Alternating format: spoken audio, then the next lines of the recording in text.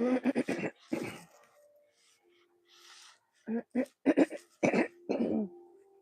Haley, how are you, honey?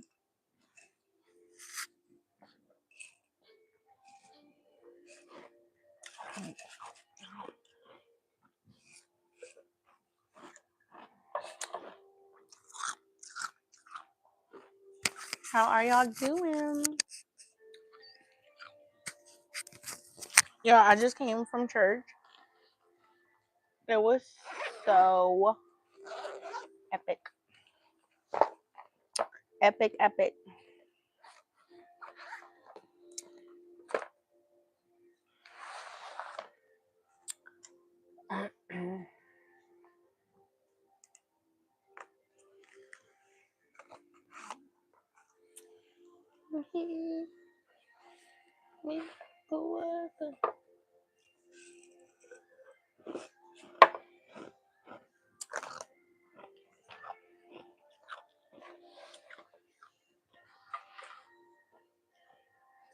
Hey, Avery, how are you, honey?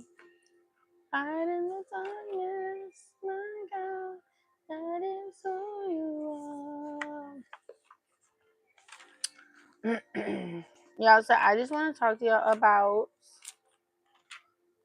Ephesians. Y'all, look at my nail. It's broken. Hey, Genesis. Hey, Zozo. Hey, it's me, Dominic. How are y'all? All right, we're looking for Ephesians 13:41.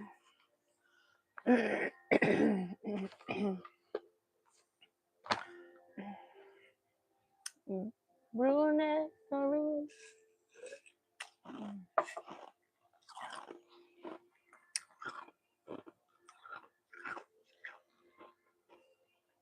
Eliana. Thank y'all. Please double tap the screen when y'all pop in. Hey, Gigi. Hey, Spider. And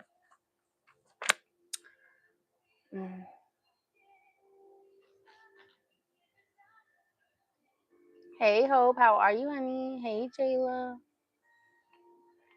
Hey, Mina. All right, y'all. I just came from church.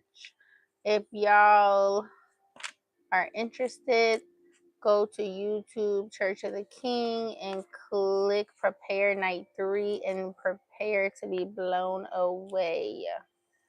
It was so good, y'all. Like, whew, the tears started coming. I want to share with y'all. Are you trying to eat my snack? Y'all, Meme is trying to eat my snack. If y'all don't know who Maple is, that is Mama's friend. That is Mama's Frenchy Wenchy. Mama's little poochie. Say hi. Say hi if you're new here. Say I just Mama's baby. Mama's baby cub.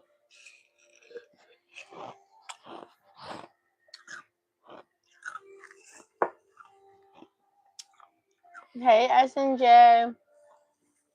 Hey Aileen. Thank y'all for liking, honeys.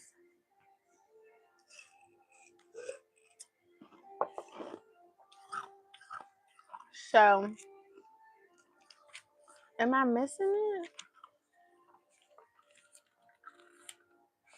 Okay, yeah. I did not find the right one. Hold on, guys. I want to read y'all Ephesians. We just read that. They read two verses. 1341. 1341, y'all. 1341. Hopefully I find the verse that he read. I took a picture of it. I believe it's 1:19 and 20. Hey Ashton, how are you, honey? Hey, hi. Hey Bella.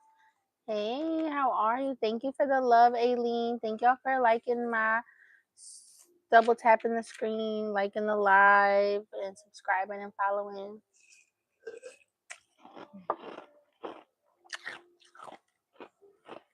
Y'all just came from church. I already said that. But I'm gonna tell you again. They had us do something. Not had us do. They had prepare 3 nights.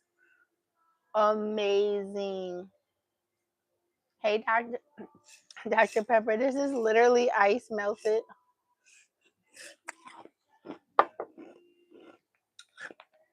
Hey, how are you? Hey, Mary, Tessa. Oh. Y'all don't judge my singing. Holy. I have music on in the background. Holy. Hey, Izzy. Hey, Kenkel. All right, y'all. I want to share with you what we talked about tonight. It was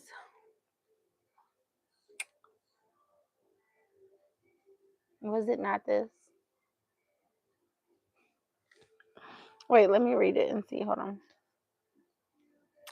I thought it was 19 and 20. Wait, let me see if I can find it.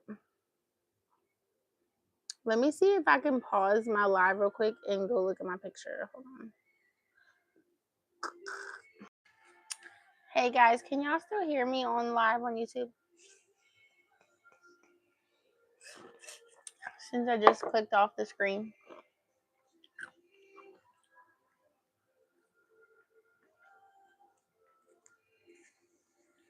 Let me see if I can find it. Sorry guys. Oh, good. Hey, Blade, how are you? I mean, Vladette, why do I always say Blade? I'm so sorry. I don't know if you care, but I always catch myself. Hold on. I didn't put this box up.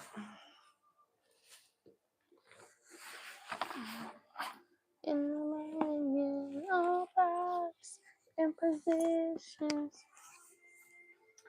Hey, Mads. Hey, Olivia. I want to read all this verse. Let me see if I can find it. I thought it was Ephesians. Ephesians 1:19 and 20. But clearly it was not. Anyway, do y'all know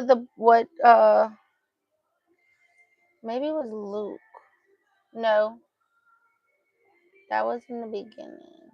Maybe it was Luke. Y'all don't judge me. Okay, don't judge.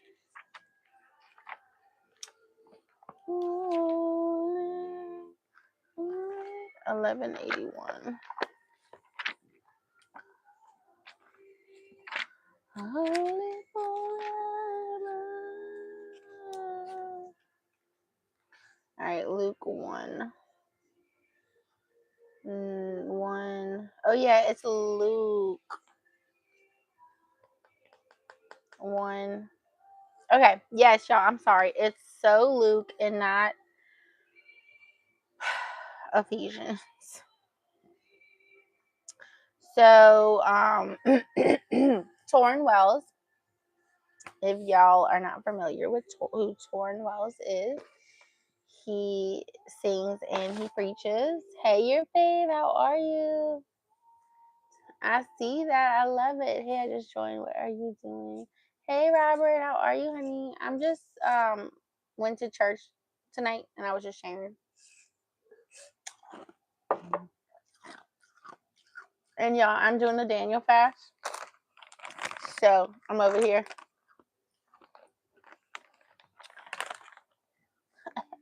Snacking.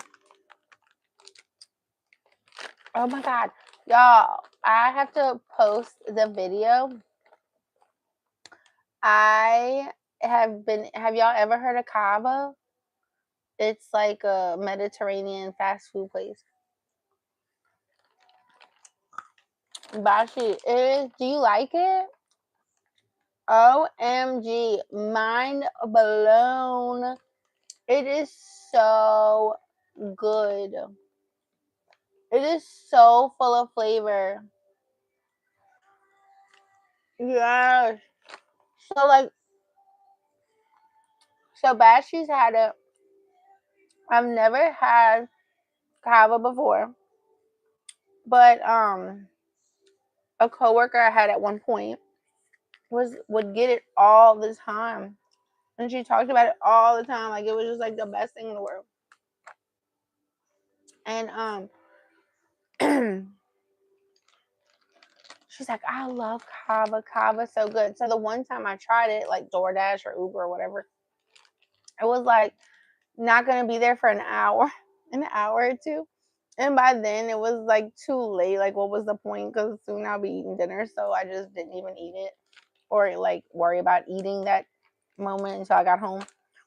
And with the Daniel fast, you can only eat certain things. And kava has a bunch of stuff you can eat. And so someone had mentioned kava. Let me tell you about the Daniel fast, what you can eat. Have y'all heard of the Daniel's fast?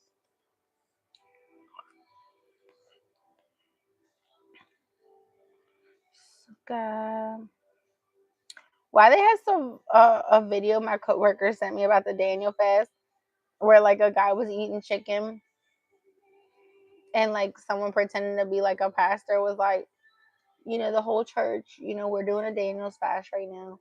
And he's like, well, my name's not Daniel. And in my house, we're eating chicken.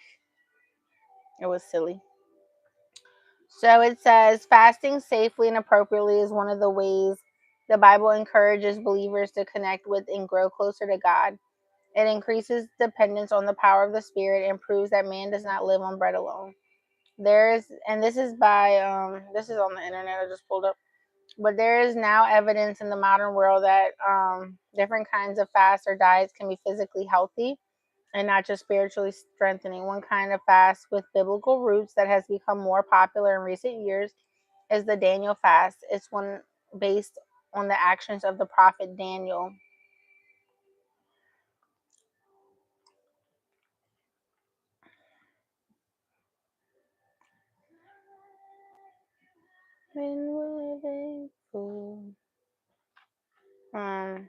So basically, with the Daniel fast, you avoid meat and animal products, sweeteners like sugar, honey, artificial sweeteners. You don't eat any of that. Hey, Ali, how are you, honey? Thank you for joining my live. I'm so glad to see you. I gotta go, sorry, but I can save it alive tomorrow night since I have no school. Sorry. Awesome. I'll see you tomorrow. I hope you have a good night, your fave, and thank you so much for being a part of my fam. Have a good night and have a good day at school tomorrow. I hope you had a good day today. Um, can I be mod for chat? It is my dream. Denzel Brown. Yeah, good night. Yeah, you're welcome. Good night and thank you. I hope you have a good night for real. Get some sweet dreams. My mom used to always tell me, sweet dreams. So I hope you have sweet dreams and I hope you have the best Friday, a good productive Friday. We were talking about that. The pastor was talking about that tonight, and he was saying, he talked to like the student and the business owner and the parent, and he was just like, for the students, he said, um, God is in the ordinary. God is in those little moments. God is in those hard, those moments. Like everybody wants, because they were saying like everybody's so excited. Like we're on top of the mountain right now and prepare night 1, 2, and 3. It was like action packed and these speakers from other places, like not our normal, and we're just like on this like God high, like we're fired up for Jesus, like we can't wait, we're so excited. But he's like, it takes so many ordinary, boring, hard days to get to extraordinary, to get to exciting, to get to successful, and to just remember to the student that you're not, even though when you turn your homework on time, you're not getting a medal for it. But that one assignment is going to get you to the next assignment, to all those assignments are going to get you to pass that pop quiz that they might get you. And it's going to get you to pass that test. And that test is going to get you good grades to where you move on to the next grade or you move on to college. And that's going to get you to the job you want. And, that success story that you're looking for, whether you get your bachelor's, your associates, or your bachelor's or doctorate or PhD, like whatever that you're striving for. But it takes those ordinary, boring times, those 10, you might have to go be on social media or do a sport or something, and no one's with you when you have to open your book at 10 p.m. at night and you're exhausted and you have to do that hard moment where you're like exhausted and studying, and it's boring and it sucks, and no one's rooting you on, but it takes those like boring, annoying, um, quiet moments. Hey, Genesis, honey. It takes those ordinary, boring, quiet moments when no one's there rooting for you and no one's there on top of the hill. It takes those moments to get you to graduate. And it takes those moments to get you from graduation to college. And when everyone's like wants you to go out and party, or wants you to be part of a family function, or you're trying to have a life and get a degree, and no one's there for that like boring time where you take the time to set yourself aside and study every day and take the time to do the assignment and show up on time. All those mundane, all those boring, all that ordinary is what's going to get you to success. And while we want victory and we want success, and we know that God is right there in the midst of all those exciting moments, that we have to remember that He's also there in our ordinary moments. He's also there in the boring moments, in the painful, in that slow, it feels like it doesn't matter moments. He's there too. Hey, Pat, Pace, Pace. Hey, Peyton. I hope y'all are doing well. All right, Ali. Ali has to go shower. Genesis, I'm so glad you're on, honey.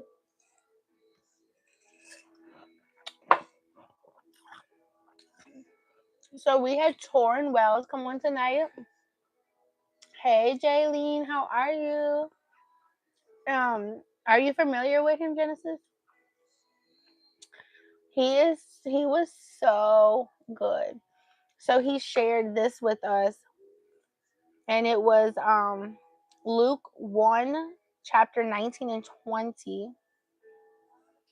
And it says, and the angel answered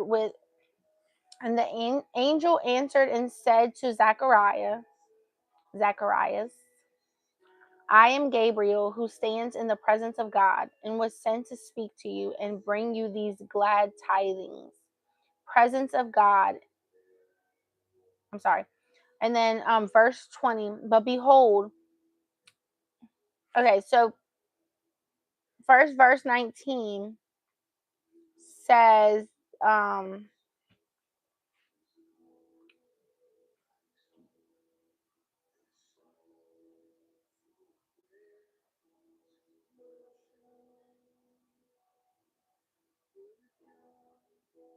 here we go. I'm sorry. So I'm going to read Luke 1 through, I'm going to start at Luke. I'm going to read you this part about this miracle with Zacharias. So basically it's, says John's birth announced to Zacharias. So, there was days in Herod, the king of Judea, a certain priest named Zacharias of the division of Abijah. His wife was of the daughters of Aaron, and her name was Elizabeth. So Zacharias and Elizabeth are married. And they were both righteous before God. So they both believed in God, walked in faith with God, prayed and served for God. And they're walking in all the commandments and ordinances of the Lord blameless. But they had no child because Elizabeth was barren, and they were both well advanced in years. So this is saying like they were old. They were old and they were barren. Hey, honey, how are you? Thank you. I'm so glad you're doing well. I'm so glad you stopped by. I'm so glad you're here. I'm doing pretty good. I had such a good night. We had church tonight. It was like kind of like different, church is usually on Sunday, but it was Prepare Night 3. Go check it out on YouTube, Church of the King, and click on Prepare Night 3. Torrin Wells was there, and I'm just kind of like reading a little bit of what he did. You can fast forward it because it'll show like worship music, and then it'll show his message, and he does sing. So if you want to fast forward to like closer to the message, he sings and then the message. Sometimes I haven't seen what it looks like right now on YouTube, but sometimes it'll show like just the message. So you'll see like a shorter version of it, like a timestamp, and sometimes it'll show like what we saw live. So it'll show like an hour and a half or 2 hours, or you'll see one that shows like 40 minutes or whatever. It, like at first I was like, oh, this is kind of interesting, and then I was just like, oh, okay. Okay, God, keep convicting me, Lord. Yes, okay, I hear you loud and clear. And then it got me emotional, and the tears were flowing, and God was talking through him the entire time. It was so, so good. If you read, if you go watch, yes, check out Prepare 1, 2, and 3. Every night I have come on here and been like mind blown. So thank you for all the love, Genesis. Hey, Justin Kins.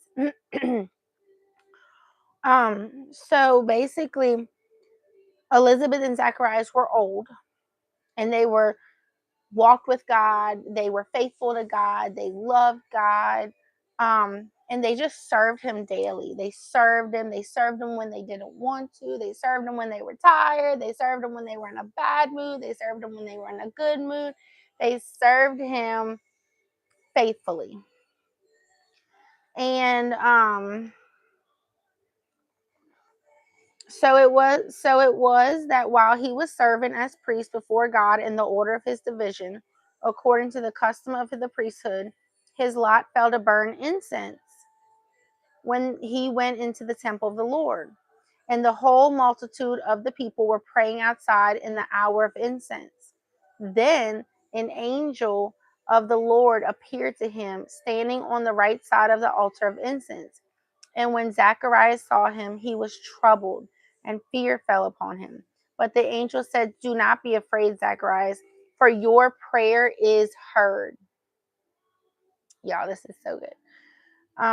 For your prayer is heard, and your wife. So basically, he was faithful and he prayed, and he had been in a waiting season for so long, because Torrin Wells was saying that they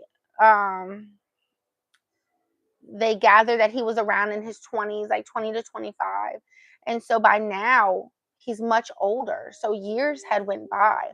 So you got to think, like, since he was 20 to 25, he is like walking faithfully. He is like praying to God. He is serving the Lord. He is serving others. He is serving others. And it says that they did not have children. So even though his prayers weren't being answered, and even though he was without and he was in pain and hurting and in disappointment, he was still showing up. He was still showing up for God, and he was still serving others, and he was still um being a servant. Like, he was still doing things right. Like, he didn't quit. He still did the ordinary. He did the everyday. He showed up every day, whether he was sick, whether he was happy, whether he was sad. And this day that he showed up ordinarily, not a special day, just ordinarily, he showed up like he had done every single day before for all these years, and no prayers have been answered, but this main prayer of having a child had not been answered. And he still He still was faithful and he still showed up. But on this day that he showed up, on this day that he still chose to be faithful, on this ordinary, regular day, it ended up being extraordinary. And his prayers ended up being answered. And it says, but the angel said to him, do not be afraid, Zacharias, for your prayer is heard. And your wife Elizabeth will bear you a son, and you shall call his name John. And you will have joy and gladness, and many will rejoice at his birth. For he will be great in the sight of the Lord, and shall drink neither wine nor strong drink. He will also be filled with the Holy Spirit, even from his mother's womb, and he will turn many of the children of Israel to the Lord their God. He will also go before him in the spirit and power of Elijah, to turn the hearts of the fathers to the children, and of the disobedient to the wisdom of the just, and to make ready a people prepared for the Lord. And Zacharias said to the Lord, he said to the angel, how should I know this? So Torrin Wells was saying that when we pray and we pray and we pray, and it's been so long and our prayers aren't being answered, that we can be disappointed. And it's not because we don't believe in God, and it's not because we're sinners, it's because we're human. It's just because we're human. And so, how many times have you said a prayer and you have waited and waited, and God, it just hasn't been the time yet? So here, this faithful servant of God, even when he was disappointed, even when he was sad and overwhelmed and upset, and he had his bad days, he still was faithful and he still kept going. That one of his ordinary days turned into be his extraordinary day. It turned into be his biggest day. It turned into be his blessing. But he had fell in disappointment as a human naturally. So here he, instead of saying, like, thank you, God, thank you, thank you, thank you, how shall I know this? So now he's questioning. He's questioning trust with God, because he knows God is great. He knows God is faithful, but he has served so long and he has done for others so long, but his prayer never got answered. So now he's saying, how shall I know this? For I'm an old man and my wife is well advanced in years. Like, God, like, he's telling the angel Gabriel, like, wait, you're going to answer my prayer now? Like, you're going to answer it now? We're like old and decrepit, kind of, we're old and decrepit, and you're saying she's going to have a child? Like, how am I supposed to believe that that is to be? And so, because his disappointment has tainted his know that God will deliver, God will answer your prayers. The angel Gabriel says, I am Gabriel, who stands in the presence of God and was sent to speak to you and bring to you these glad tidings. But behold, you will be mute and not be able to speak until the day these take place, because you did not believe my words, which be fulfilled in their own time. And so Torrin Wells said, why was he muted? Well, you were disappointed, and now you're questioning that, how is this going to become? Well, now I'm going to put you mute until I show you that she's going to have a child, because you're not going to talk yourself out of your blessing. And that's what we do. We talk ourselves out of our blessing because we're human, and we're like, surely this can't be, because I've waited 40 years for this blessing, and my wife's old and I'm old, and you're now coming to me and telling me I'm like, God sending me this child, and we talk ourselves out of it. Yes, no matter what, Genesis. so he became mute. And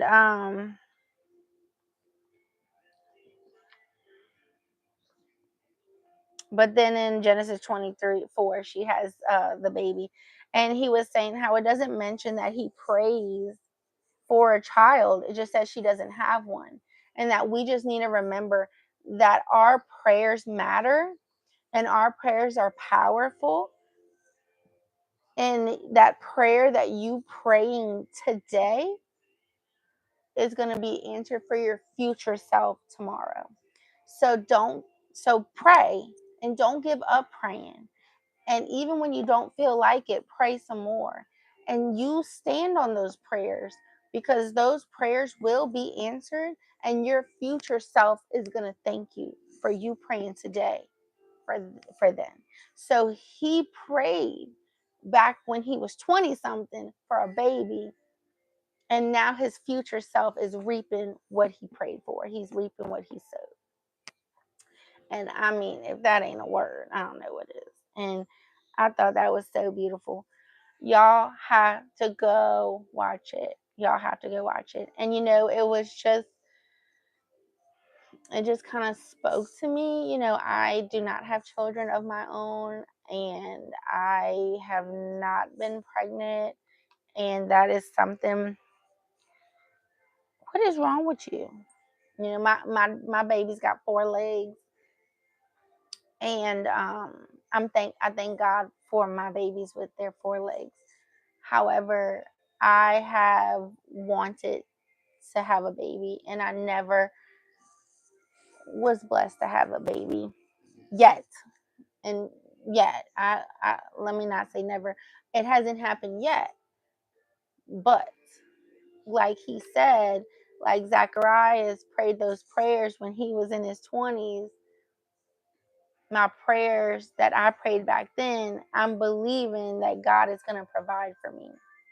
And I know that my season of being fruitful and having a baby of my own will be just as God intends it. So it was pretty cool to hear. And there used to be a time where, like, it takes time. Thank you, honey. There used to be a time where I would be like every month, when it was that time of the month, I would cry. Like, I would legit cry because it meant there was no baby. And then one day, I was just like, you know what? I'm not going to let this steal my joy. I can't control it. And so I'm going to let go and give it to God. And I did that many years ago. Love you. Hey, honey. Y'all go check out Chandelier Oaks, best wedding venue ever in Kiln, Mississippi. I'm so glad he's home. Tell him I love him. Ow. Meme's over here. Thank you for the rose, honey. Meme says she loves you. You love Chandelier Oaks? We love Chandelier Oaks. If y'all have not checked them out, please go follow them. They are on TikTok, Facebook, Instagram, and YouTube. Chandelier Oaks venue. It is the coolest wedding venue you will ever come across. It's beautiful. God has written that venue in the stars. In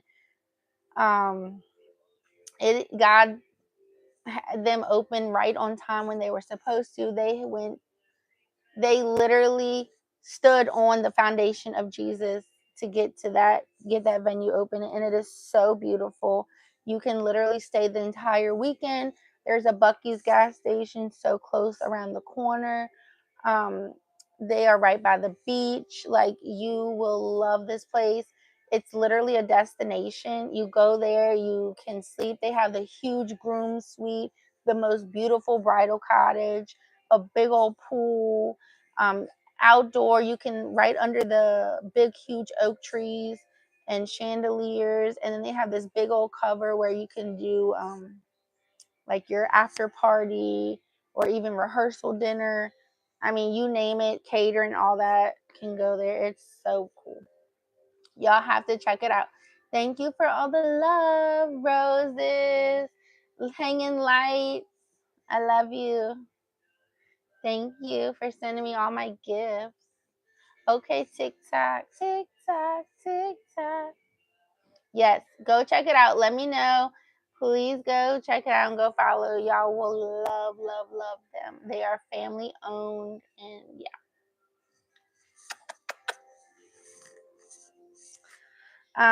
So I just encourage y'all to pray now for your future self. Go to Church of the King, go visit YouTube Church of the King and watch Prepare Night 1, 2, and 3. Ophelia, you have to go check it out. You are gonna love it on YouTube. Go to Church of the King and go watch. Okay, gave me a donut. Thank you for the perfume and the donut. I need some perfume. Prepare Night 1, 2, and 3. They might show like the long version where it's been like I was telling them earlier, like where it shows like an hour and a half, but you can get just the message or fast forward it. The message is like today's message was saying to remember like God is in the ordinary, how important the ordinary is. Okay, I'll send it to you. I'll send it to you. Sorry, y'all. So today I need to read. Well, I was supposed to. Okay, so really, the Bible plan I'm doing. Love you. Thank you for all the love. So the Bible plan that I'm doing is day 1 through 6 of week 1. I'm sorry, day 1. Yeah, day 1 through 6 of week 1, week 2, week 3. So doesn't that mean that day 7 we like take a break? Not that I want to take a break. I'm just saying that you rest on day 7. Well, the person I'm doing it with, she's like said that yesterday we were supposed to start day 1 again. Like we already finished week 1. We did 6, so yesterday we should have started day 1. And I was like, what? It's 7 days or in a week, so I think like you take a pause one day and then you start. She's like, girl, read your Bible and stop trying to skip a day. And I wasn't trying to skip a day. But then what happened is it got really late and I was hanging out with y'all. I'm not blaming it on y'all. It's not y'all's fault. I'm just saying. And so I was like, okay, I gotta read Genesis 12 and Genesis 13. And I'm so tired. And I'm cold. And you know when you get like boo-hoo tired and you like all snuggly, then you get cold, and then you get the blanket on you. Before you know it, you're sleeping on top of the book that you're supposed to be reading. So of course, Moo Cow, this little innocent, precious lamb of child I have right here, this little mama's little baby cub who's acting like she's just perfect. She was sleeping and snoring next to me. So she helped encourage my sleeping and snoring. So I lay down with her and y'all, let me lower this volume. Let me know if y'all can still hear me on YouTube. Sorry, I had to go lower the volume of that music. So anyway, Tootsie Girl was sleeping and snoring. Why I wake up and one of my pens, so now I'm down to 2 pens. Why one of my pens, the pink one I had, is shredded into pieces. The ink is out and the spring is out. This is not a treat. This is not a toy. What you licking your lips for? Bed. Bed. Boop, boop, boop, boop. She's like, oh, thank you. Another shiny treat. Thank you. Can you just leave that out for me so that I can chew on it while you sleep tonight? So usually I keep my Bible all put together because I do not want my dog chewing my Bible before it looks like my devotional book. I got my prayer journal. I got it closed. I got it zipped up and I got it put away. But last night, Mamu, now you done got yourself stuck. But last night, are you okay, Mom? But last night when I was being, tired and lazy, thank you, Genesis. Make sure you go vote again for Tootsie Girl if you can vote for her. Make sure y'all go vote. If y'all didn't see the video, vote for Tootsie Girl. You can vote every day, 24 hours after your last one for free. And the first cut is on the 15th. I feel bad. Like, I've done asked people to vote and vote and vote and vote. Hey, Allie, I'm so glad you're back. And so then it's like, do I send another message and say, please vote? Or do I just be like, whatever? But if you don't send the message, then they're not going to vote. But if you send the message, they might vote, but then they might not like you. But then I'm like, I do all kinds of things for people all the time. I mean, what's the harm in asking? But then I don't like to annoy and bother people. So then I don't want to ask at the same time. So it's like, it's a vicious cycle. Momo, treat. What you do, mommy, treat. Y'all know I'm lying to her. I'm not giving her no treat. What you want a treat? If I would shake this pen, she'll come. Momo, you want this? She's over me. So yeah, I had all this, and she took advantage, and she chewed up my pen. I do have my Milocito, Mama Snaky boy right here, but I don't know if he'll come. Snaky, mommy, Milo, kasi, mommy. Good boy. Okay, kasi, mommy, you want some water? It's okay. You leg hurts. He's my old man. Say hi, Momochi.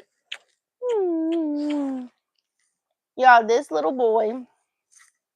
Let me tell you about this little boy. Jose, come tell him. I don't want to hurt you. Come here. Come tell him. Show him how cute you are. Oh, now he's stretching. Oh, he's stretching, Mama. Come here. Oh, okay, we're going to be drama. I'm so sorry, you okay? I'm so sorry, baby. Did I hurt your leg? Why she sniffed your booty? Oh my God, y'all, I hurt him. I'm just trying to turn him over. I'm sorry, Snake. You're a good boy. Are you okay? Now, Mama gotta go get you a treat. Oh, Mama gotta go get you a treat. Okay, well, maybe I'll turn the screen instead of turn him to me because he's like, he can't function. So, all right, let's see. We gotta make it brighter. Hold on. We gotta make it brighter so they could see you. Momo, stop sniffing his butt. Does he look like he needs a butt sniff from you?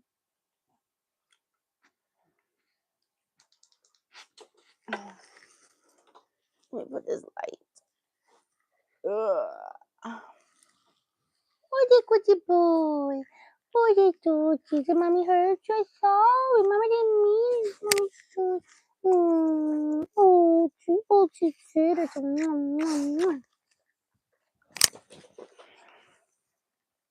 yes, that's a real sissy, and her name is Baby's Meme. Okay, so basically, this little boy right here, he's 8 years old. I'm sorry I hurt you. You okay? Put your ear up. Mama didn't mean it. Oh, Mama didn't mean it. Oh, he forgive Mama. You forgive me? You watching what your sissy's doing? Okay, I love you. So he was limping on the side of the road 7 years ago, 7.5 years ago, on a hot August day in the South. And I thought it was a person, and it was like where the interstates like change. And I thought it was like, oh my God, there's somebody walking right here on the interstate. And then as I got closer, I was like, oh, it's a dog. And I've always been too scared to stop and pick up a dog, when you see a dog on the side of the road. And I've always been scared to stop and pick up a dog on the side of the road. Mama, didn't mean it. You should forgive Mama. You love Mommy? Did you give Mama a kiss? You better give Mama a tootsie. Well, I love you anyway. So anyway, he was on the side of the road. And it was so hot. And my cousin was in the car with me. And I was like, should I stop? We were 3 hours away from home. and I had the kids in the car. It was me, her, and my nephews and niece. And I said, "Should I stop?" And she said, "I don't know." And if she would have said no, I would have kept going, is what I told myself in my head. But because she said, "I don't know," she don't ever say yes. So when she said, "I don't know," I was like, okay, I need to stop. So I pull over. I was kind of nervous. So I pulled over and I was like, "Y'all stay in the car. Y'all stay buckled," because it was like the one interstate was exchanging to another one. So while it was like an exit, you like exited back onto an interstate. So if we wouldn't have helped him, he was going onto a main highway and the speed limit was 70 miles an hour. And I was like, consciously, to know that he's not going to survive that. And it would be more dangerous to stop once he made it on that next part of the highway. What are you sniffing? What are you sniffing, you little Georgie? You your mommy. So as we passed him and I was slowing down, he crossed over and almost gets hit by a car. I park and I tell the kids, like, "Y'all stay buckled. This is an interstate. Someone could hit this vehicle. Like, y'all do not unbuckle for nothing. I know we're excited because, they're all excited, like, oh my God, oh my God." So I know y'all are excited, but y'all cannot move. So I go and I'm like trying to be brave, but I was kind of nervous. I mean, I don't know the dog, never. This is just a dog outside. And he goes, there was like a tree, there was a fence, and there was a tree going over the fence. So he hides under it from me because he's scared of me. And 7 years ago, my boy did not have any white around his mouth. He had just like one little speck of white, but he was jet black and so beautiful. And he was under the tree and he had his little tongue hanging out, and you could just see his little baby pink tongue hanging out. And I was like, "It's okay." And all I had was, I just said, "It's okay." So he wagged his head. "It's okay, mommy. You good boy. Use mama neck. Oh, your mommy snack. It's okay." He must remember it's okay. "It's okay, mama's son. Use mom's son. Your mommy's son." So all I had was, I don't know if y'all ever seen them. They're like the vegetable straws, but instead of vegetable straws, it was like cinnamon apple, so it was like the sweet version. And so I like brought those to try to like coax him. And he never growled at me or anything. He never showed his teeth. He just was like hesitant. And I was like, "It's okay. I'm not gonna hurt you." So I squatted down and he came up to me. And I remember I looked at him and I said, "Do you have pit bull in you?" Because I couldn't tell with his big old head. And he had a thick wire wrapped around his neck that was like cut. And although he was black, you could see his skin through his fur because he was so malnourished.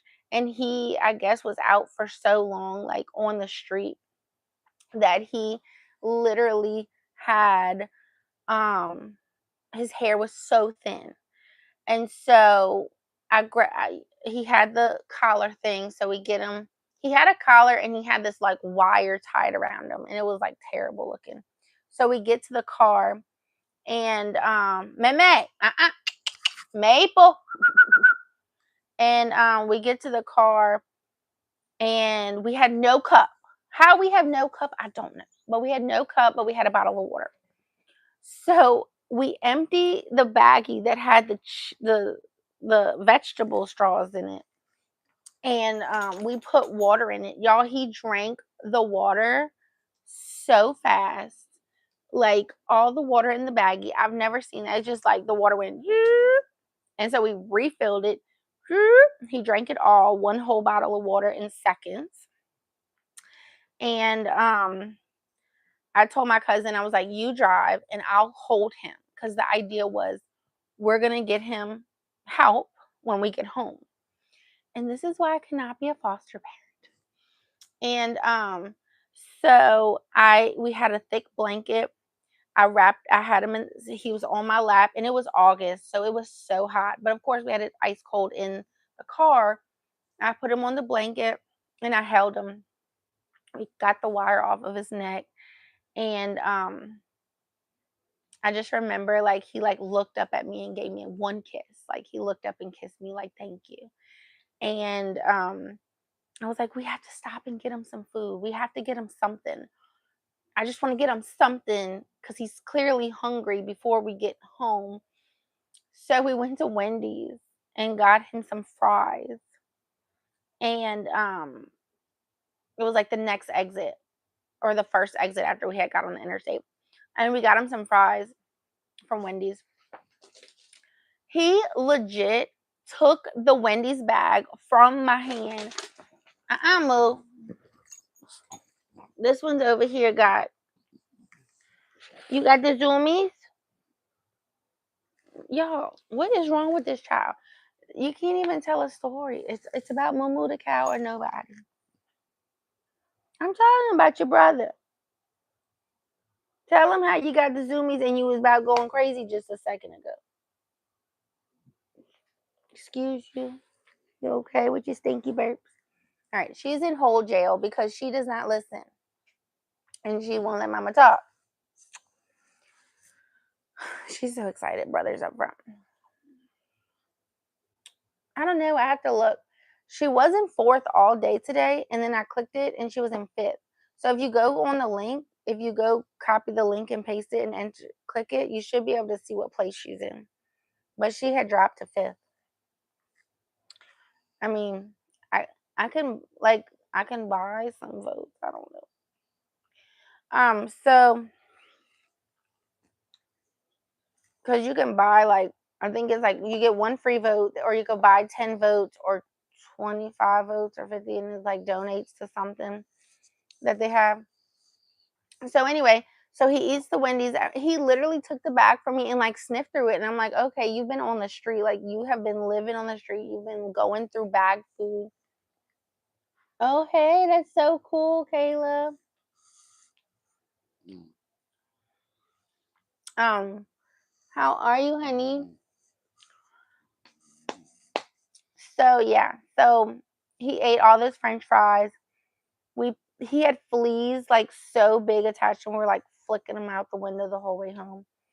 And they weren't even crawling on him. They weren't trying to jump off. They were just attached to his skin. When I got him to my house 3 hours later, he ate 3 mounds of dog food before he was like content, and it was like mounds over the bowls of dog food before he was content. And thank you, honey.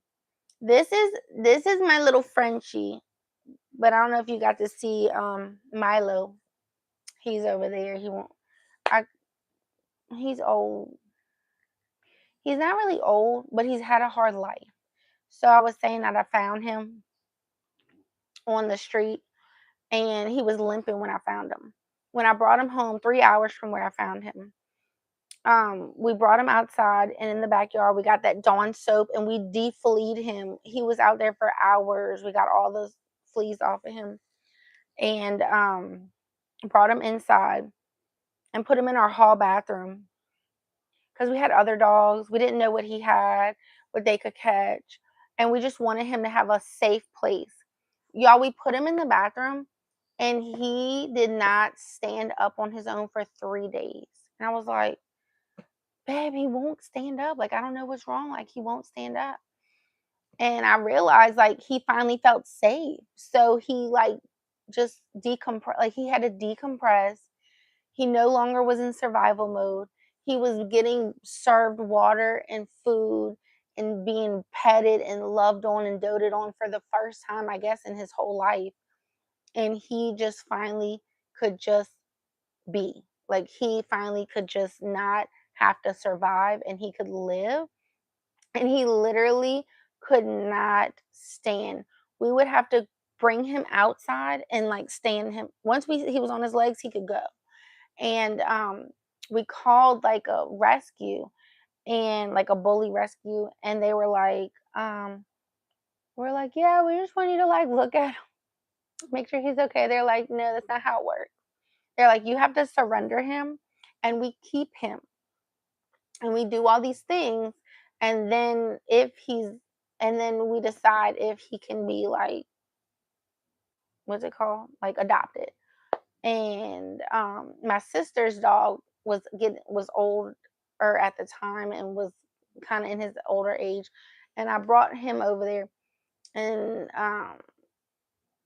he didn't pass yet. He was just like in that process, and so she wasn't ready for another dog, and they weren't jiving together, but he got along great with my dogs. And well, Mila was being good, but her dog, the one who was about to pass, he was like, "Arr."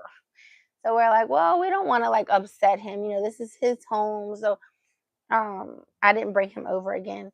And I just told my husband, I was like, I just can't imagine. I just saved him from the interstate. He is the sweetest boy. Like literally, I feel like he just always wags his tail. We have never raised our voice at him. We have never hit him or like punished him. Um, we just know that he has been through it, and we don't ever want him to ever feel fear or scared again. And so we just love him. And I told my husband, I cannot imagine like surrendering him and after all he's been through.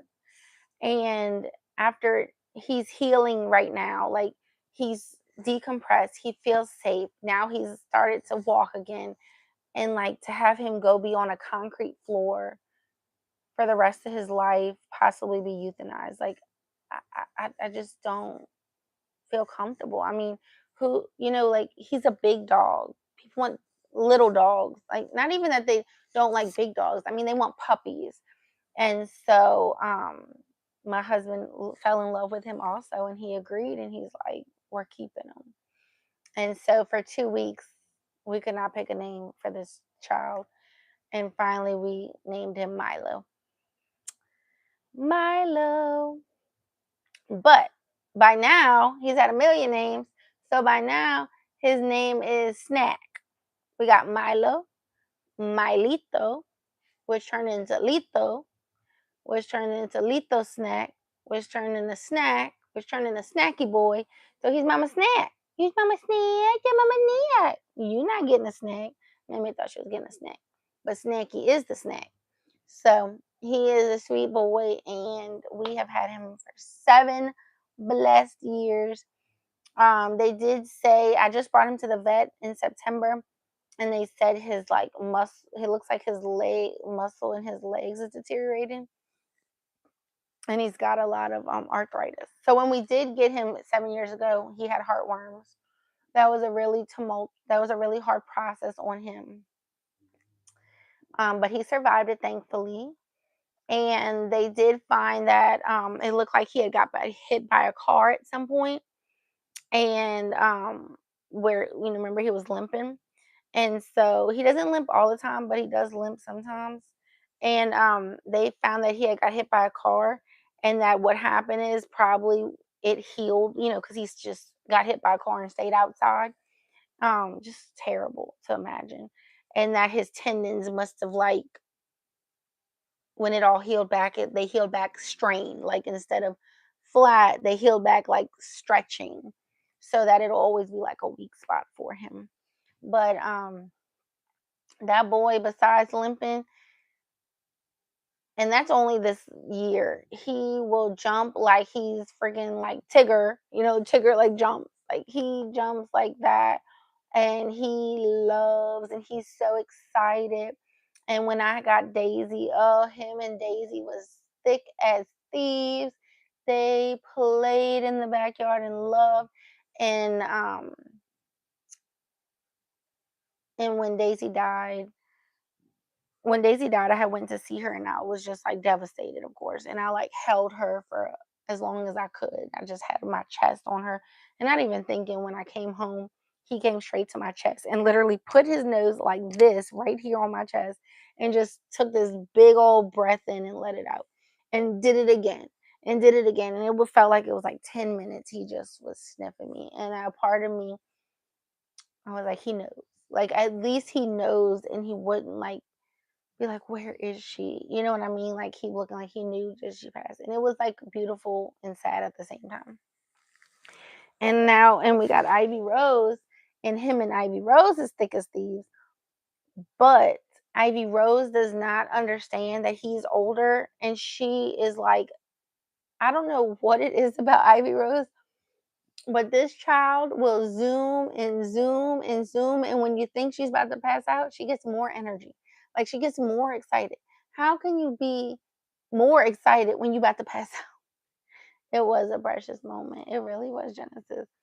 But Ivy Rose is like wild. So my girl, so I used to let them out, and the only time they could be out together is when she is on her like her calming medicine, which I only give her if like we're gonna have to travel or fireworks or something. Um, those are the times she gets it, and it's like one pill every 12 hours, so it's not all the time. But other than that, they get to play in the room where it's like more confined, because she will zoom and run into him and run into him to where he has to literally lay on his arm so she don't break a leg. And she don't understand, like, girlfriend, you can't just like boulder into him.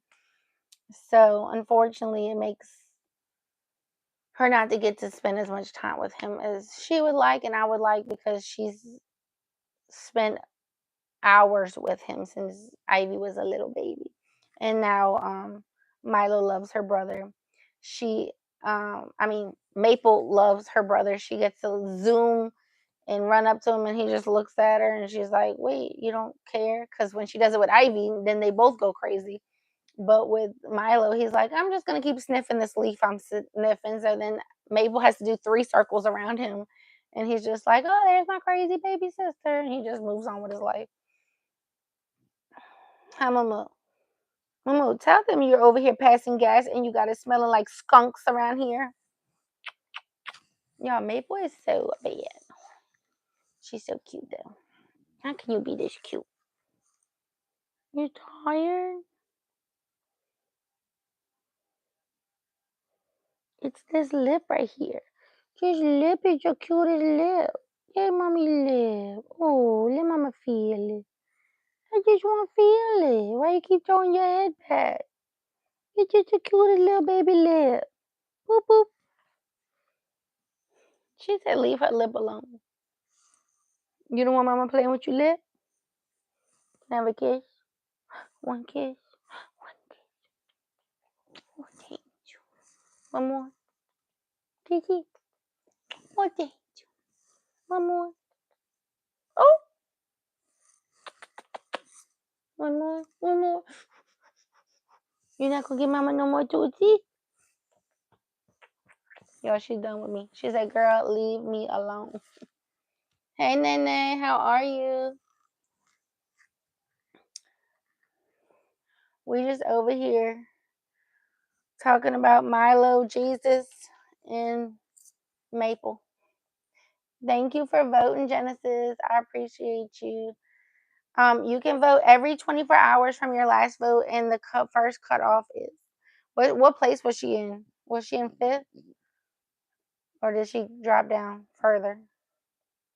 I need a repost about it. Of course, thank you. All right, I'm gonna read. Ow, Meme, let my finger go. She was in 5th. Isn't that so sad? Does this baby deserve to be in 5th? This is the face of America. This is the face of America. Ooh. Girl, that's the belly of America. Let's see. All right, you gonna read the Bible with Mama? We're gonna read it together. Okay, you gonna read with your mommy? Are you tired of Mama? She said never.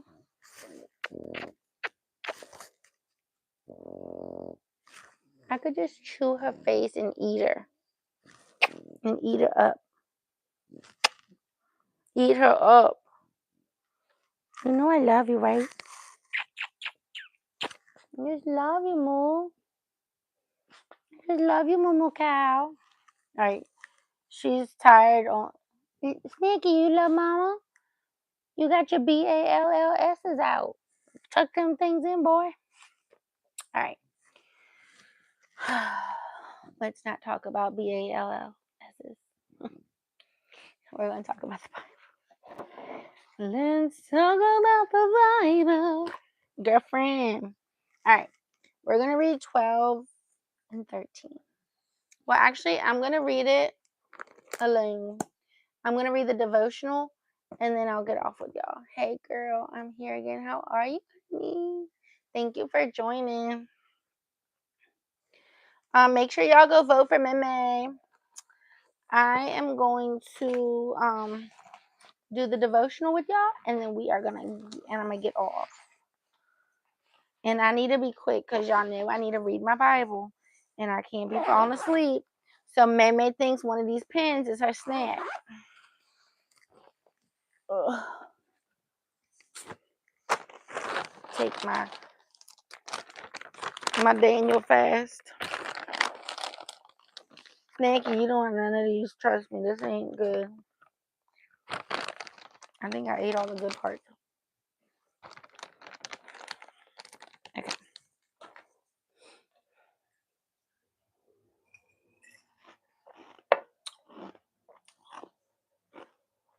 If you go to my short, go to my shorts and not my pants. Hey, Carla. If you go to the short on YouTube and you'll see one that was like, look at it's a picture of her and it's like it's a screenshot and it says vote. In the comments, I put the link and you just copy and paste the link into your phone, like into your browser, and click on it, and it will bring you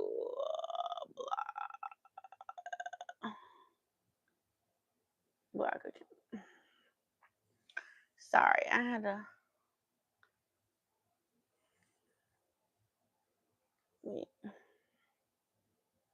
mute account. Okay, I had to block somebody. They were being gross. Hey TJ, thank you for liking my love. Yeah, if you go to the short, you'll see a screenshot of Maple. You see it? Well, you're probably just like, okay. But if you go like paste the link and then you into your browser on your phone, or your iPad or whatever, it'll bring you to the page, and it just says you can do the one free vote, or you can pay $10 for 10 votes, or $20, and it goes to something to help animals or shelters or something. And if you want to continue to vote, I would appreciate it. The first cut ends on the 15th, which is coming up. I think it's like 7 days away. And you can vote one free vote every 24 hours after your last vote.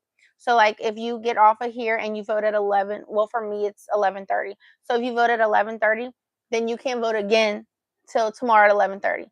So I can't vote until 2 p.m. because I was telling everybody to vote and forgot I could vote myself.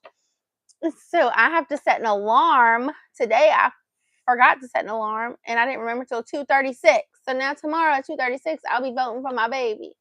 So if you want to set an alarm for Tootsie Girl, you can do that too. Okay, Genesis 11:04 for the Tootsie Girl. We got to get my girl from 5th place. I mean, this is a face everybody could love. This is America's Poochie. I mean, you love mama? You only lick me because you smell peanuts on my breath. Peanuts. Okay. Like peanuts.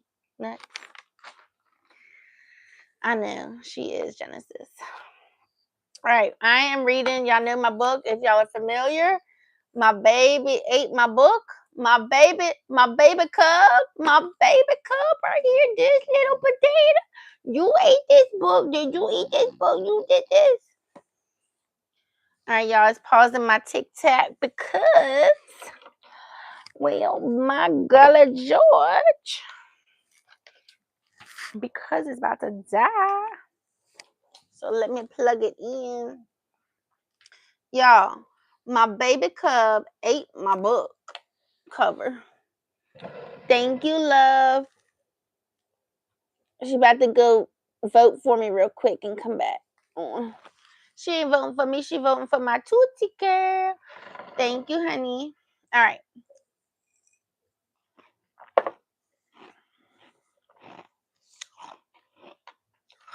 So we gonna lean in,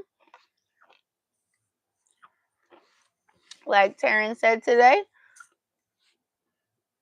I'm gonna let God. I'm gonna pray, Lord, talk through me, push me aside, and talk through me. Okay. So this is A Journey with Jesus by Cherie Hill. It's a devotional book I got from Walmart. And I am on January 8th today, right, y'all? Am I right? Or is it the 7th? I think I read the 7th yesterday. Genesis, is it the 8th? Is it the 8th? I need the 8th check, y'all. I need the 8th check. Bless it. Okay, thank you, honey. All right. So this is Assured Strength. This is a good one. It's by Isaiah. The verse. So if y'all aren't familiar, it will. And y'all, I did not read y'all the faith thoughts yesterday, and I was so sad that I hung up and forgot to say the faith thoughts. So I'm gonna try to remember to do both of them. But it'll do it gives you a title, a verse, the devotional, and then faith thoughts at the end. Y'all, my fingers are about to be tips. Look at them growing out. Y'all, they about to be tips. And this one done broke. Is it so sad? I got a jagged edge. I don't know what happened to it. It feels so gross. Like I need to go file it and cut it. It just happened. It's grossing me out. I'm trying not to touch it. But you know when you have something broken, you just like feel it every 2 seconds. Anyway, we're just gonna be grossed out because I'm about to hang out with y'all a minute. So it says, Assured strength, surely God is my salvation. I will trust and not be afraid. The Lord himself is my strength and my defense. He has become my salvation. That's Isaiah 12, verse 2. Yeah, I look tired. And guess what? I am. Let me give y'all a secret. I'm tired. I'm starting to look my age, huh, Genesis? Okay. So surely God is my salvation. I will trust and not be afraid. The Lord himself is my strength and my defense. He has become my salvation. So it says, this is Jesus talking to us. And it says, you must choose to trust me, is God saying. You must choose to trust me. You have a choice to be blessed. No matter what you're going through, I am not surprised. Remember, there's no surprises to God. Like if you really pay attention, God will line it up for us and set it up for us and try to prevent things that our hard-headed self still want to go through, or make it to where we can only go the way he wants, to protect us, to prepare us, to get us ready for literally, yes, May's right here. To get us ready literally for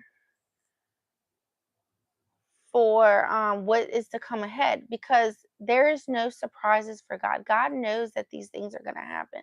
The surprise is for us. And we were talking yesterday, the word that was shared in Prepare Night. Hey, Cody. Hey, girlfriend. Well, Cody and your girlfriend is what I mean. And Prepare Night 2 yesterday was talking about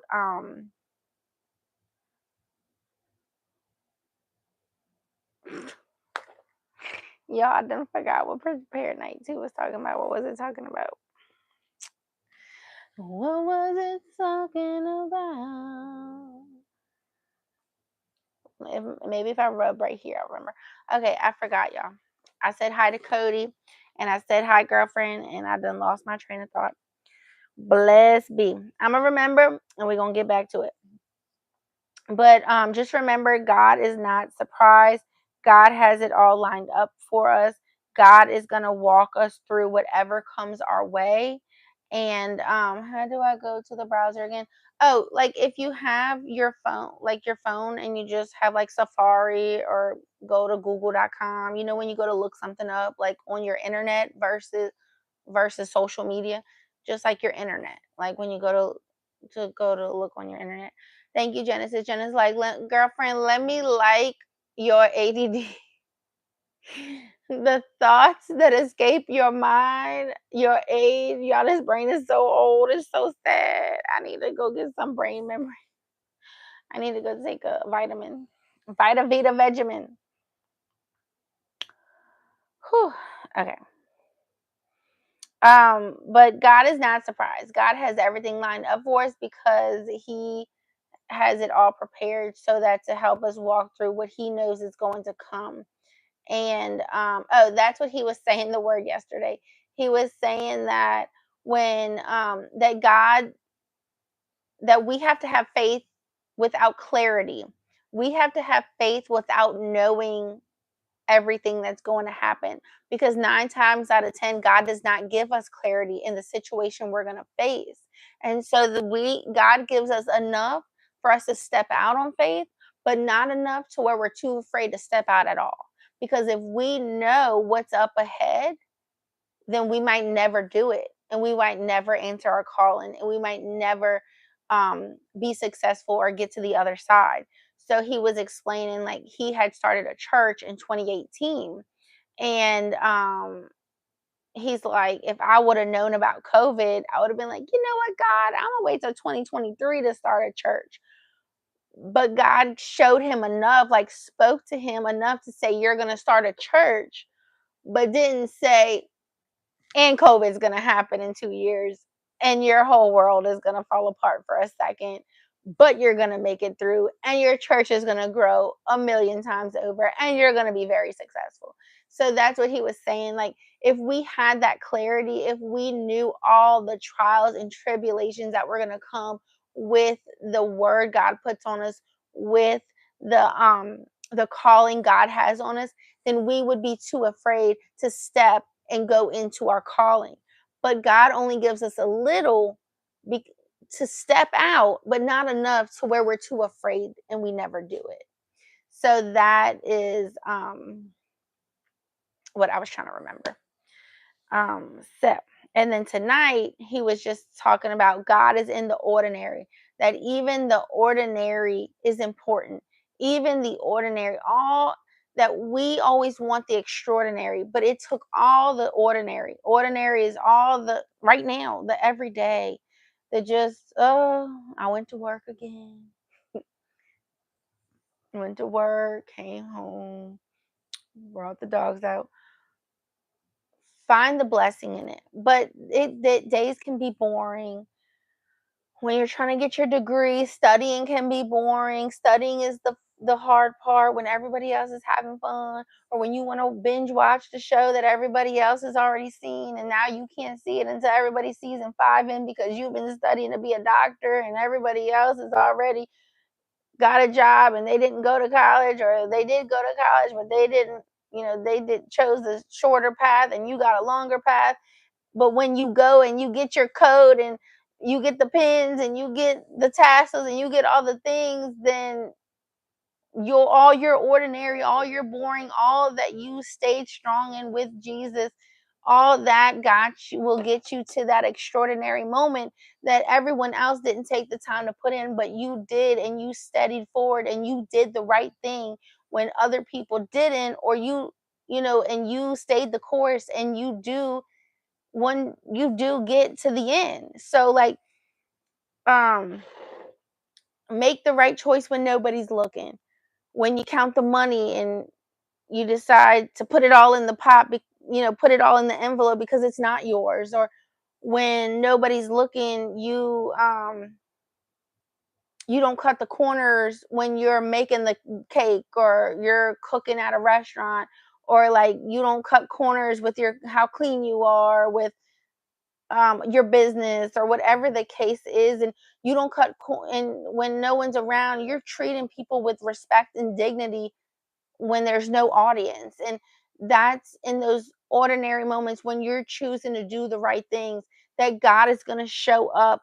One of your ordinary days is going to be the day that becomes your extraordinary day, that God shows up and shows out for you and answers every prayer, or that weight that you've been in, that you didn't understand why you were in it, but you stayed faithful and you stayed strong. And God's like, today, faithful servant, is your extraordinary day. So that was tonight. Like I said, go to YouTube, go to Church of the King, and watch Prepare Night 3. That was tonight. It was amazing. Torrin Wells was there last night. I don't know why I don't remember his name, and he was so good.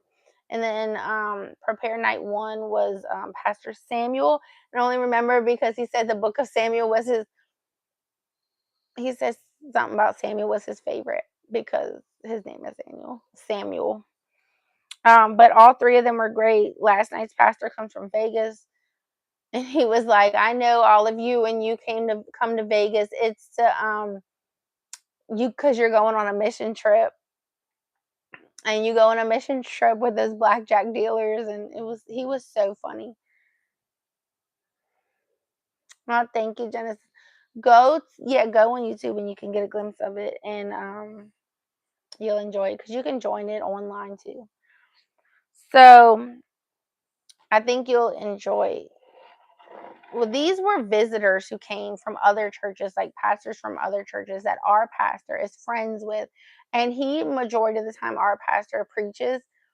And then once in a while, he'll have like a local pastor at one of our churches because there's different locations, and they'll like preach for the day, and it gets streamed. It gets streamed all over the world. It gets streamed into prisons as well.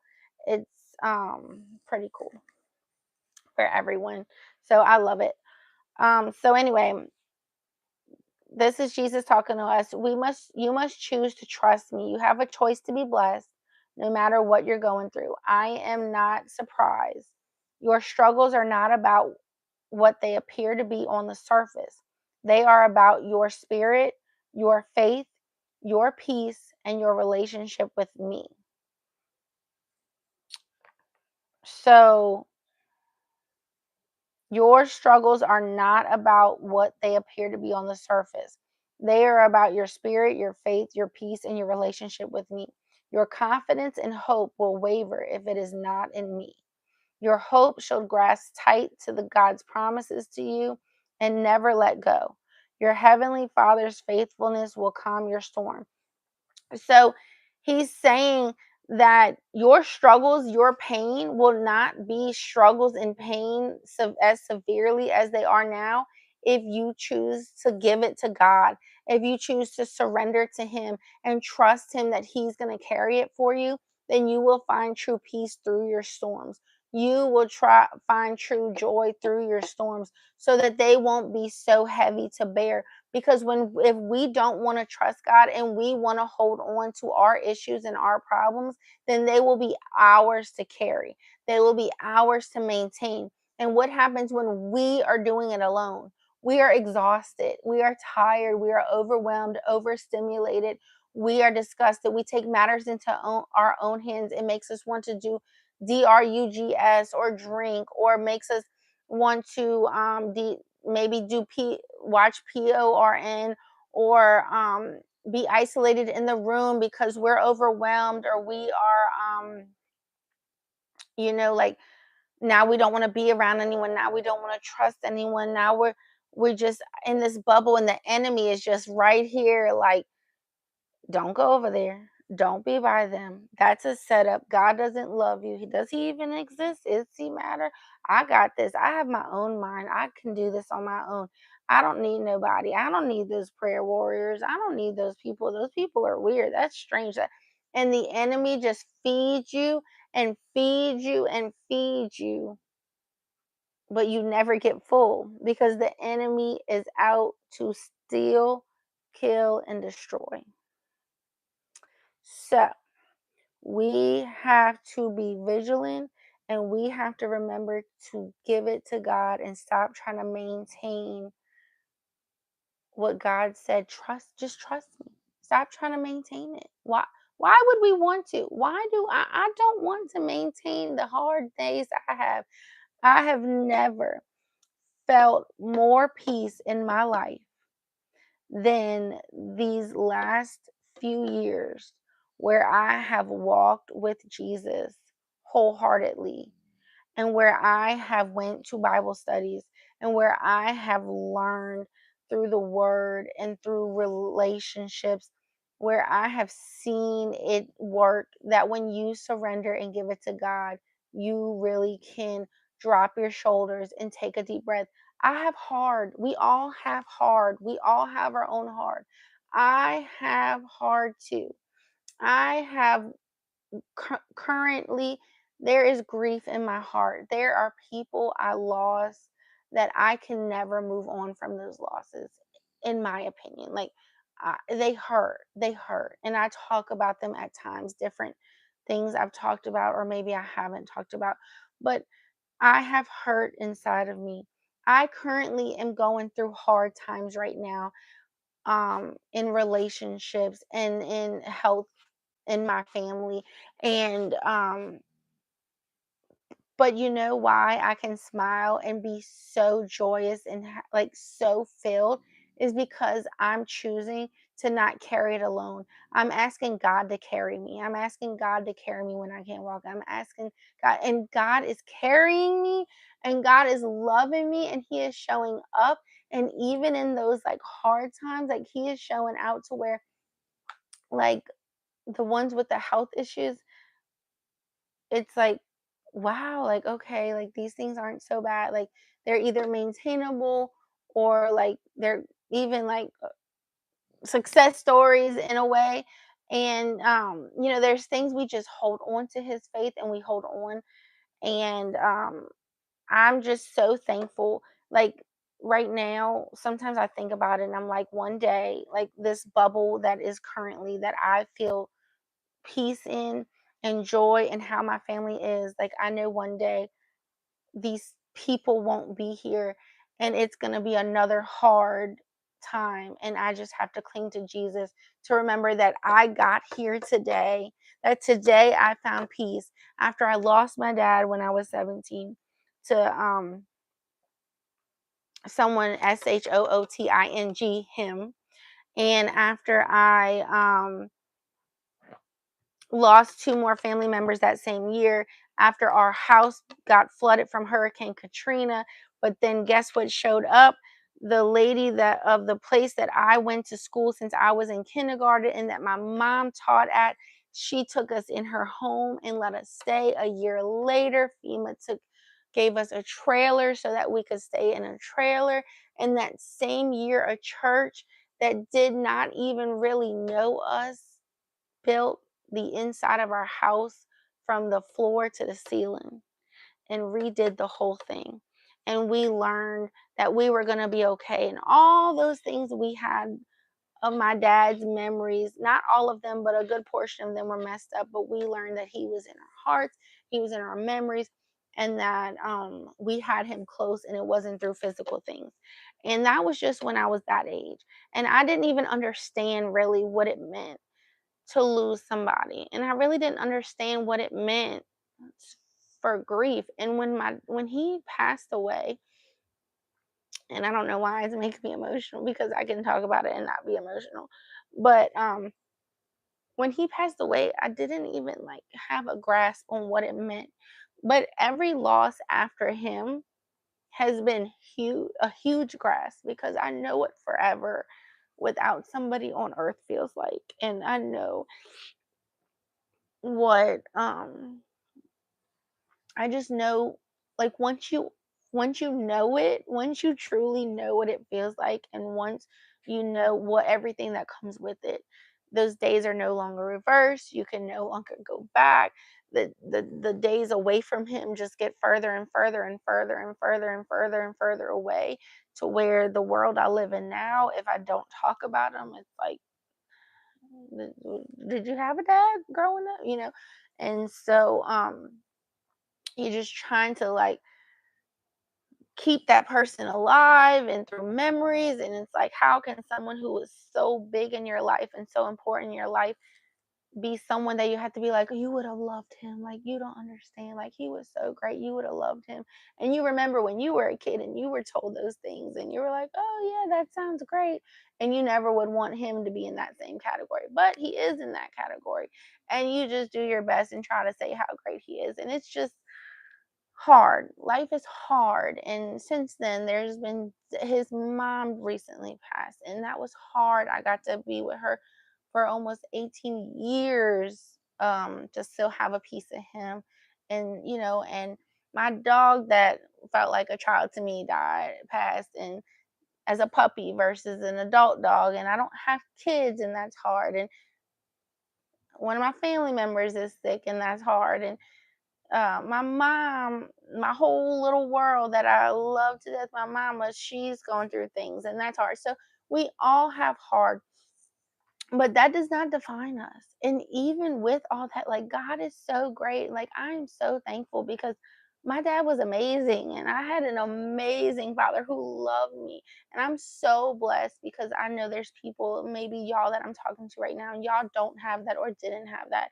And I still have my mom, when other people don't have their mom. And I knew a love that was so beautiful with my animal, and I got to love my mama into an old age. She just passed in 24, and she was 97. So I can sit here and look at all these negative things and be bitter, or I can look at everything I've been given and be better.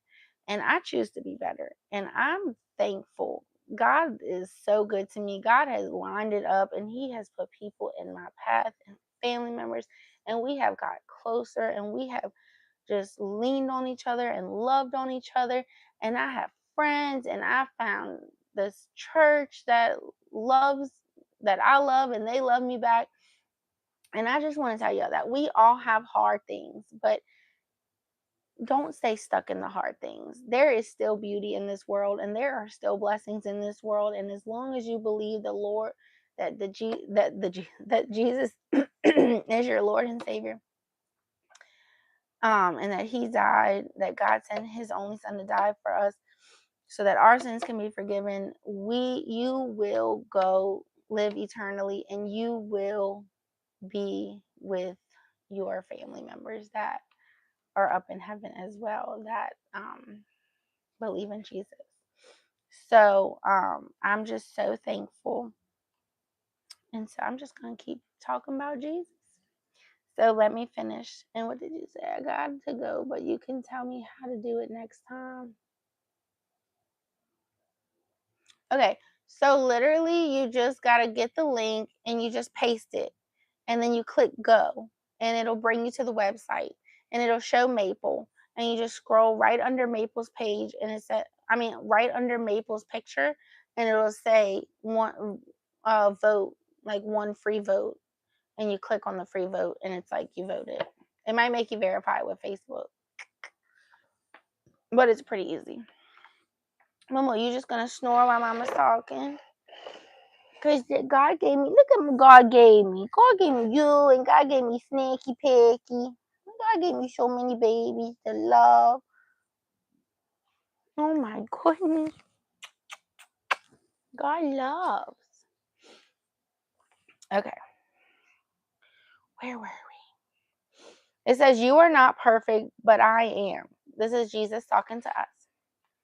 It says, you are not perfect, but I am, and you can trust me. My mercy and kindness never change. I never change. My love for you remains through your mistakes, and my love and grace embrace you at every moment. Even when you're not sure I'm with you, I'll remind you that I am. All your days, all your storms are before me, and I am in the boat with you. And they've been talking about the boat, and that's just reminding us that when there was the storm and Jesus was in the boat and Jesus took a nap, and they're like, hello, Jesus, wake up, there's a storm. And I can only imagine it was like a hurricane. And don't know if y'all have ever been in a boat with a storm. But y'all, one year we went to Destin, Florida, and we went to the Crab Island, and we rented a pontoon boat. And I do not know why they rent boats to people who don't know.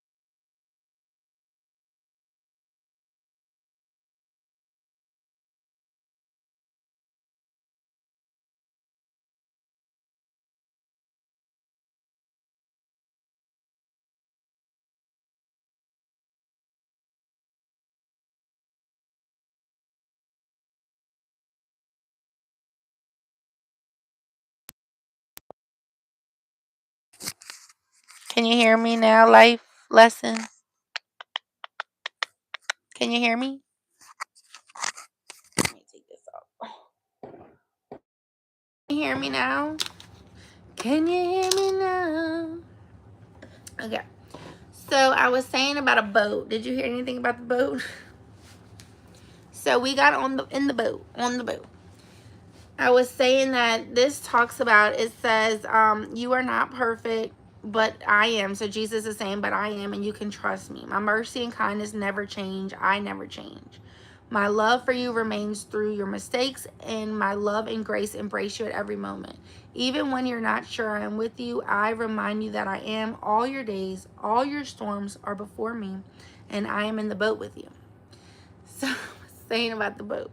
So here we are in the boat. The storm comes. Now we're on the way back. Of course, my fault that we're in the storm because I couldn't get out the water because I love the water and I might as well be, you know, a fish or a mermaid because, you know, the water's just so beautiful and I just don't want to get out the water. And it's just like, dip my face one more time. I just can't get enough. And I'm not the one with the head, you know, the bun and the makeup on and they sit and they're like, ooh. No, I'm the one jumping in the waves and catching the waves and the boogie boards and having fun with the kids. Like I'm that person. So I'm just like, God, I just remember praying. Y'all, the wind was blowing. We're on this pontoon. My husband's booking it, trying to get back to the place we were at. And that storm is like over us now. And the waves, I thought that was the day. This is the day that I die. This is the day I pass away. Like, this is it. But I had to be brave because I had my niece and my mom. And my husband is driving. And the awning looks like it's about to break. It's like flapping so hard. And he's going so fast. I remember he had dollars and they're like flying up in the air and he's like trying to catch them. And I'm like, what are you doing? I don't care about the money. Sit in the chair and put your hands on the wheels and go. Like, nobody cares about the money. We need to get out of here. And so he's like, I'm trying, and we're like yelling. We're like so close to each other, and it's like, brrr, like it's just so crazy, y'all. When I tell you, it was so scary. This wave just started looking like 4D next to you. The front of the boat, this wave went, like this wave went. The boat went down. It was like so weird. Like the wave dipped in, the wave went up, got down, down, slid all the way to the back of the boat. Everything on the bottom of the boat flew to the back. I almost lost one of my sandals, but it wedged between the bottom bar and the boat, and so it didn't fly off. And at that moment, I did not care if I lost the sandal, but God saved my, the sandal stayed, or the boat saved the sandal. I don't know. Everything was still there. It was just soaking wet. And I was just like, y'all, I'm like rocking. I'm like trying to like deflate the stuff. Like, everything's okay. We're all going to be okay. Everybody's just okay. And I'm like, God, protect us, please, God. I'm so sorry for everything I ever did, Lord. Just like, please, Lord, just get us there safely, Lord. I just don't know what to tell you. Like, just God, please save us. And so I'm like, God, please don't let that happen again. And it happens again. And when I tell you, the nose of the boat went in, and I'm like, we are flipping over. Like, this is it. We are flipping over. Guess how many of us had on this life jacket?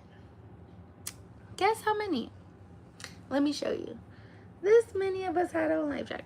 If I really sit and think about this story to this day, I beat myself up. Like, why would I not do that? Like, not even caring about myself. But I should have had one on my mom.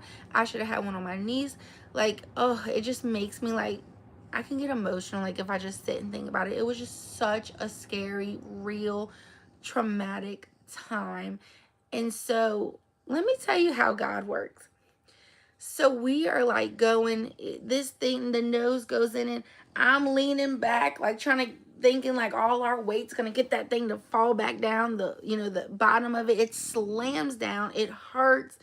I mean, we didn't like fly and hit something, but it just hurt. Like it hit back down, and he goes again. And there was this boat that was in the middle with all these people, and they were like kind of turned. Instead of like going with us, they were like, something happened.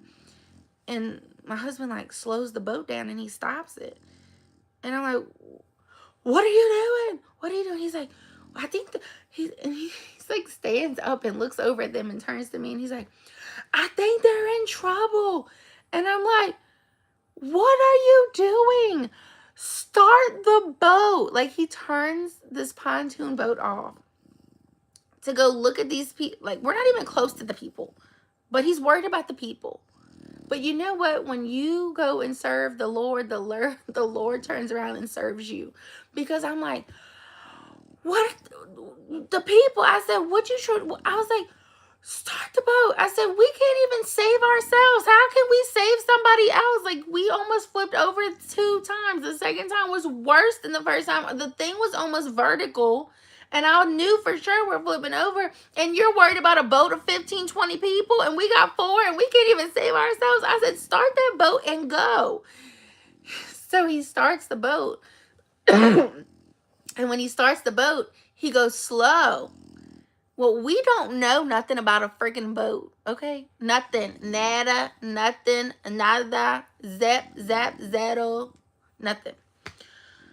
So we never should have been going fast with this big old wide pontoon, but here we are with this big old wide pontoon. We've been going fast because our goal was fast. The faster we get there, the faster we're out of the storm. Well, that was causing us to get the waves and almost flip over. But once he stopped to go try to help these people, that there was no help we can give them because we can't help ourselves and don't know what we're doing, he started the boat again and he started going slow. And when he started going slow, even though the waves were swirling and going in and out, we were steady. And then we figured out it was slow and steady wins the race. There was even a boat like flipped over on its side by the sea. It was legit scary. And once we got into the like bay where you dock the boat, it was still raining, but like the water was like controlled and calm. It was a day that none of us will ever forget. Like, my niece still talks about it. Remember that day? And I'm like, if we ever want to rent a boat, we will not rent a boat on a day when there is a slight chance of rain. Cloudy with a chance of meatballs, there will be no boat that I will get in. You get in the boat, you have fun. I'm not getting in the boat. But God provided for us. Of course, I had to hear how bad. Every time I'm always trying to tell you to do something, you always want one more minute. You always want to stay a little longer. You know, of course, my husband had a fuss at me. Life lessons. It was an example of how God protected all of y'all. He's your shield and protection. That was a live visual of his love and devotion towards his children. Your husband did God's work. Cloudy Jason Meatballs. Yes, amen. Thank you. You are so right. God truly, truly provided. It is a story that I wish I never had to live through and tell. It was legit very scary. I remember y'all, like, just to put myself back in that moment, it's just so, like, crazy. We got all our belongings. The people helped us. I think the guy had to, like, jump in our boat and, like, help park it back. And when we got close enough, and I remember it was pouring. All of our bags were like just getting soaked. We were just drenched. Of course, we're still in our bathing suits, but you know, we had towels, we had dry bags, like cloth bags, you know. We were soaked. We were all soaked. And I was just like, just everybody grab what you can and just start going to the car. We popped open that trunk. I'm like, just put the stuff in the car. Just, I don't care that it's wet. Just put it in the vehicle. I don't care. We got in the car and just all for a second, there was silence. We said nothing. We just were like we survived. We just survived. Like, nobody said a word for a minute. Like, we had nothing. Like, there was nothing left of us. And as soon as we get in the car, the rain stopped. Zero rain. No more rain the rest of the day. After we were drenched, our items were drenched, we almost flipped over. The rain stopped. We went to this diner, my favorite diner. They have the Donut Hole, I think, in Destin. I remember we just looked like waterlogged, like hair. We're in bathing suits with cover-ups, like hot messes. It's, you know, diners are cold. We're soaking wet. The diner's cold. We don't care. We're just like, we need food. We need to decompress. Like, we don't know what just happened. We just survived. Like, it was just wild. Like, it was something else. Yes, cloud. I don't care if there is a meatball, a cloud, a hint of rain, somebody accidentally sprays a water hose or a sprinkler goes off. If I feel water, we ain't getting in the boat. Don't get in the boat. And if you get in the boat, put a life jacket on, every single person. Because in that kind of, with those waves, it does not matter what kind of swimmer you are. Like, you're not gonna be able to swim. And I do wish that was my only traumatic event. But we did have one other traumatic event that involved both my same niece and the water. And, well, we survived that one too. I don't know if y'all want to hear that one. But we survived. Everybody's alive. We had close calls. But if y'all want to hear it, I'll tell y'all. Just let me know. Okay, so I also wanted to read something on here. It says, you are not perfect, but I am, and you can trust me. My mercy and kindness never change. I never change. So just that sentence right there.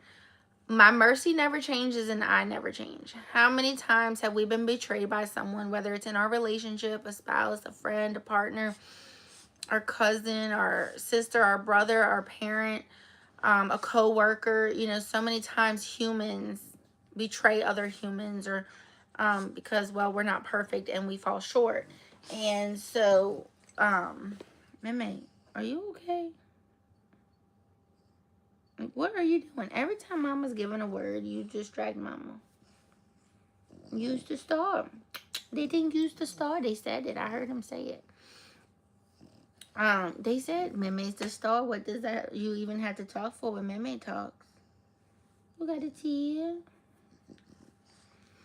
So, people will switch up on you. People will double cross you, do you wrong, however you want to say it, all the words. I don't know the new terms. They'll be cap. It's capitalized. Bless it. But Jesus never will. Jesus does not switch up on us. No cap. He loves us unconditionally. He doesn't change. What he says his word is, his word is. What God says his word is, his word is. You can rely. If you can rely on nobody else, you can rely on Jesus. So if you can rely on nobody else, you can rely on God. You can rely on the Holy Spirit. So I just wanted to go back to that and just remember. So when he says, after y'all heard my story, when he says, all your days, all your storms are before me, and I am in the boat with you. When Jesus can rest his head in a storm like that, you know he's the real deal. Because, baby, there was one nap about to be had in that storm that we was in. It was prayers and clinging for our lives. And the only thing that saved us was God. The only thing that saved us was God. That was not our day, and we were meant for more. And maybe it was to be sitting right here at 11:46 on YouTube and TikTok to be preaching. Okay, I'm not preaching, but to be sharing Jesus with y'all and y'all sharing Jesus with me. For us to have fellowship and to have church together in this moment was all lined, everything before now was all lined up for us to be together right now. And so I just want y'all to know that Jesus says, Jesus had so much peace. He was in that boat, resting his head. They're freaking out. They're overwhelmed. They're like, hello, Jesus, do you not see the world falling apart right now? And Jesus is like, huh? Oh, yeah. It's done. Storm be gone. The storm's gone. But Jesus had peace. Jesus was good. He wasn't going to worry. He knew the storm was there. Yeah, there was a storm. But why is he going to lose his night about it? A storm that he can't fix. I've done everything I could do. Why am I going to lose rest over it? I've done everything I can do. Why am I going to replay it over and over in my head? Oh, I should have said that.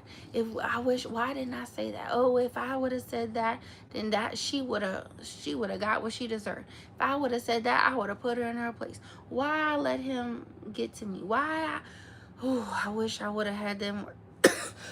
That man or woman is over there sleeping good while you over here replaying something that you cannot change. Why you no longer need to give the enemy time nor day. You will literally worry about things that will never happen. And you can never get those moments back where you wasted worrying time. When you could have been talking to God. Where you could have been playing, doing your TikTok. Where you could have been watching your shows that you wanted to watch. Where you were in your head. Where you could have been spending time with that family.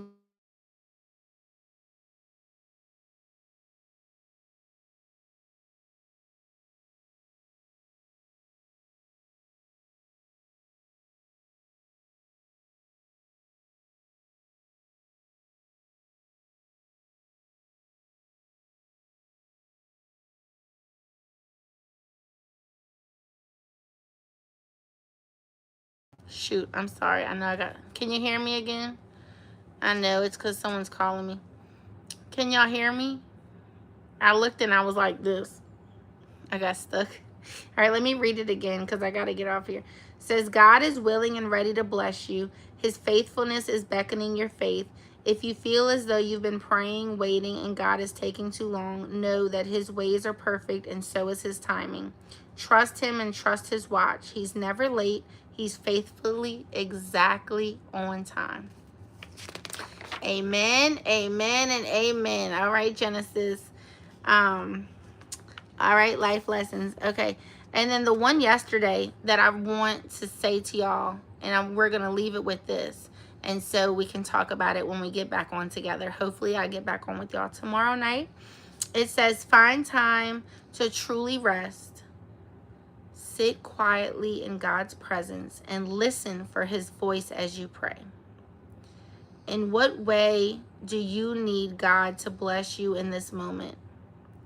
Let him strengthen your faith through his promises as you eagerly wait for your prayers to be answered. Let him strengthen you in your faith in your wait. Let him strengthen you. Let him give you true peace in your wait, true joy as you go from one job to the next job, from one promotion to the next promotion, as you go from one test to the next test, from one creation to the next. As you are in the wait for that success story, let God strengthen your faith to where your faith is unshakable, to where you are not gonna be nothing. Yes, his time is perfect. Glory, hallelujah. Nothing is going to make you have to question God, because you know God's got you, God will keep you, and God will be on time. Something that the pastor said tonight, that Torrin Wells said, he said it about everybody, but it just was like the spouse. So it just reminded me, like, with your friend or your spouse or your parents, to just remember to serve the God inside of them. So many times the ones closest to us, we let them be the enemy. We let them be the ones that we can't stand while we're nicer to other people. We let the little things about them really just get under our skin and annoy us. And we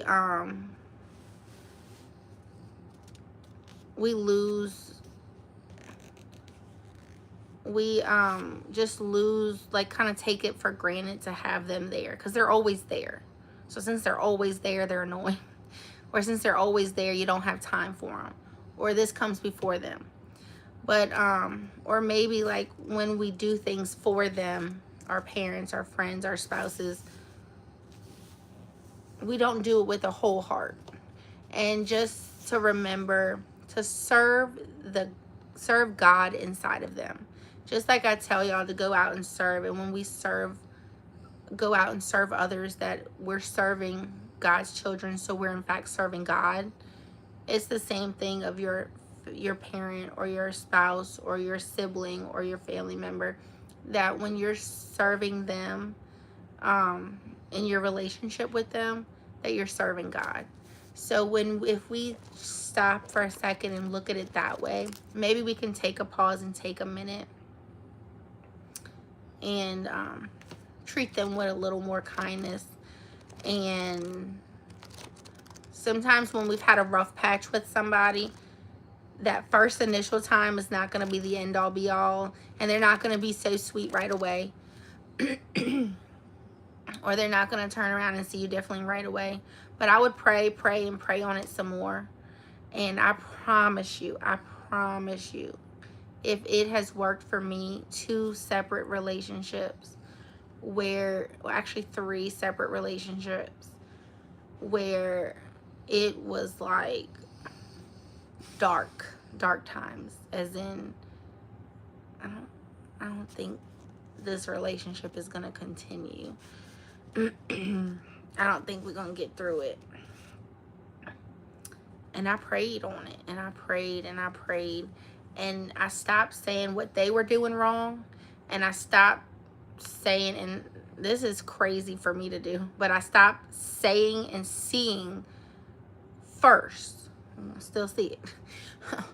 Let's get it straight.